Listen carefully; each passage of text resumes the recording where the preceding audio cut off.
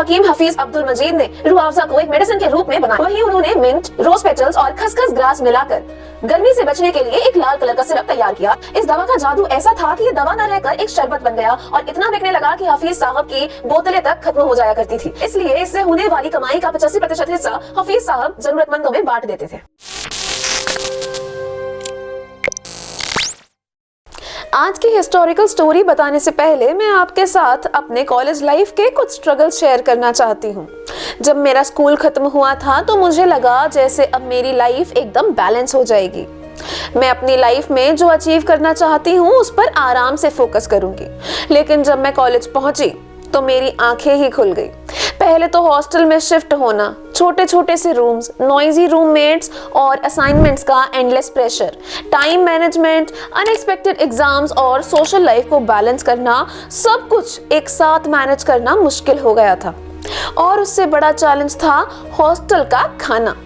Mess के खाने का टेस्ट बिल्कुल बोरिंग, दाल में दाल से ज्यादा पानी होता था और रोटी को देखकर लगता था जैसे कॉलेज वालों ने फर्नीचर की लकड़ी का बरूदा बनाकर उसकी रोटियां बना दी हैं। घर जैसा कंफर्ट तो बिल्कुल नहीं था। बोरिंग खाने से बचने के लिए मैंने ऑनलाइन फूड ऑर्डर करना शुरू कर दिया। कुछ दिन तो सब बढ़िया चला, बट जल्दी ही लगने लगा कि ये बाहर का खाना बहुत ग्रीसी और ऑयली है, जो मेरी हेल्थ को कॉन्स्टेंटली इफेक्ट कर रहा है।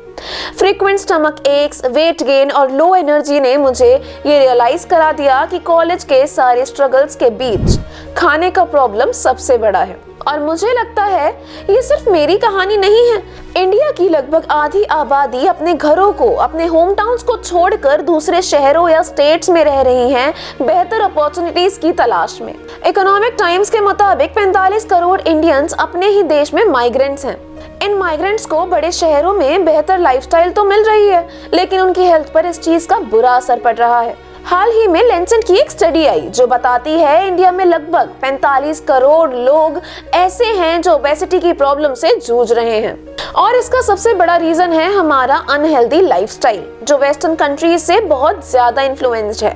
उनके अनहेल्दी फूड और शुगरी बेवरेजेस को हमने या तो शौक से या मजबूरी में अपने लाइफ का हिस्सा बना लिया है। और बड़े बड़े ब्रांड्स के चक्कर में हम अपने खुद के कल्चरल फूड्स और बेवरेजेस को भूलते जा रहे हैं। ऐसे ही बेवरेज की आज मैं आपको हिस्ट्री बताने जा रही हूँ, जो सैकड़ों सालों से हमारे देश में मौजूद है और हमारे कल्चर का हिस्सा है। मैं बात कर रही हूँ रूह अफ़ज़ा की। ये मीठा गुलाबी शरबत सैकड़ों सालों से न सिर्फ प्यास बुझाता बल्कि हमें अंदर से तरोताजा कर देता है। जितना ये पीने में शानदार है, उससे ज्यादा शानदार इसका इतिहास है।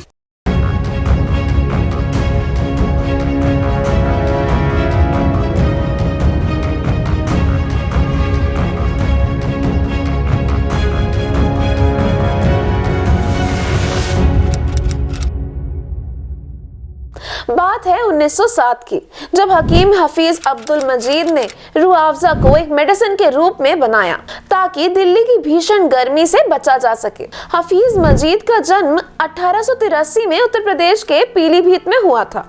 मजीद कुरान हाफिज थे। उन्होंने उर्दू और पर्शियन लैंग्वेज की पढ़ाई पूरी करने के बाद यूनानी मेडिकल की सबसे बड़ी डिग्री हासिल की। 1900 के दशक में उनकी मुलाकात हकीम जमाल खान से हुई, जिनको जड़ी बूटियों का काफी इल्म था। हकीम जमाल खान एक मशहूर यूनानी प्रैक्टिशनर थे।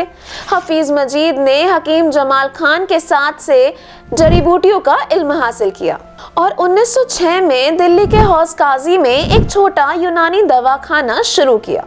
वहीं उन्होंने मिंट, रोज पेटल्स और खसखस ग्रास मिलाकर गर्मी से बचने के लिए एक लाल कलर का सिरप तैयार किया, जिसको उन्होंने अपनी दवाखाने से ही बेचना शुरू किया। ये लाल सिरप लोगों को इतना पसंद आया कि हफीज मुजीब साहब इधर सिरप तैयार करते, उधर उनका स्टॉक खाली हो जाता।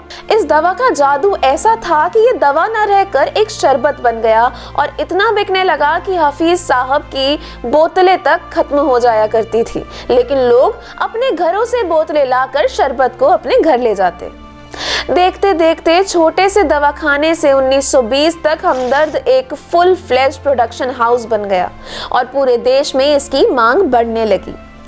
और हफीज मजीद साहब, जो एक छोटे से हकीम हुआ करते थे, अब एक बहुत बड़े व्यापारी हो गए थे। हफीज साहब का मानना था ये सब उनके खुदा की उन पर रहमत है ताकि वो लोगों की मदद कर सके, इसलिए इससे होने वाली कमाई का 85% हिस्सा हफीज साहब जरूरतमंदों में बांट देते थे। हमदर्द एक ब्रांड बन चुका था और हफीज मस्जिद की एक छोटे से दवाखाने से शुरू हुई ये रेसिपी घर घर की पहली पसंद बन गई थी। लेकिन हफीज मस्जिद साहब की उम्र ज्यादा लंबी नहीं थी। कामयाबी के 2 साल बाद 1922 में 40 साल की उम्र में उनकी डेथ हो गई। उनके मरने के बाद उनकी वाइफ और 2 बेटों ने उनका बिजनेस कंटिन्यू किया और 1947 में जब देश का बंटवारा हुआ तो हमदर्द का भी बंटवारा हो गया। पार्टीशन के बाद एक बेटा पाकिस्तान चला गया और वहां हमदर्द की अलग ब्रांच शुरू की, जबकि दूसरे बेटे ने अपने ही वतन में बिजनेस को आगे बढ़ाया। आज दोनों बिजनेसेस इंडिपेंडेंटली रन होते हैं पर उनके प्रोडक्ट्स ऑलमोस्ट सेम हैं। पुरानी दिल्ली की गलियों में मोहब्बत के शरबत के नाम से बिकने वाले इस शरबत की रमजान के महीने में मांग कई गुना तक बढ़ जाती है। एक रिपोर्ट के मुताबिक हमदर्द आज भी अपने प्रॉफिट्स का 85% हिस्सा चैरिटी में दे देते हैं। रूह अफ़ज़ा उन शुगरी बेवरेजेस से काफ़ी बेहतर ऑप्शन है जो आपको इंस्टेंट शुगर स्पाइक देकर आपकी हेल्थ के साथ खिलवाड़ कर रहे हैं। खैर, उन बेवरेजेस की बात भी करते हैं एक अलग वीडियो में जिन्होंने कोला वॉर तक करा दी थी। एक ज़रूरी बात, आप भी अगर मेरी तरह कभी बाहर रहे हो तो जितना हो सके बाहर का खाना अवॉइड करें और हेल्दी खाएं, हेल्दी रहें। आज के वीडियो में इतना ही। अपना और अपनों का ख्याल रखें। मिलते हैं अगले हफ्ते इतिहास की किसी और कहानी के साथ। वीडियो अच्छी लगी हो तो लाइक करें और स्टूडियो धर्मा को सब्सक्राइब करना ना भूलें। शुक्रिया।